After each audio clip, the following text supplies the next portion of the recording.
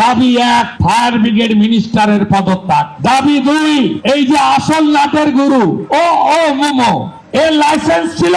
উত্তর না। ফায়ার নির্বাপক ব্যবস্থা ছিল? উত্তর না। কি করছিলেন আনন্দপুরের ওসি? তিনি খাবেন জেলের ভাত। মোমোর মালিককে গ্রেফতার করতে হবে, কর্মচারীকে গ্রেফতার করছেন আইওয়াস দেওয়ার মতো। আমরা দাবি করি প্রত্যেক নিখোঁজ এবং মৃত পরিবার 10 লাখ 50 লাখ টাকা ক্ষতিপূরণ দিতে হবে। আর পার্মানেন্ট চাকরি চতুর্গৃহ কলকাতা। আমাদের দাবি এই ওয়েটল্যান্ডের জলাভূমি বোঝানোর পারমিশন দিল কে? বিল্ডিং বানালো কে? পলিউশন কন্ট্রোল বোর্ডের এনওসি দিল কে? কত মাল খেয়েছে?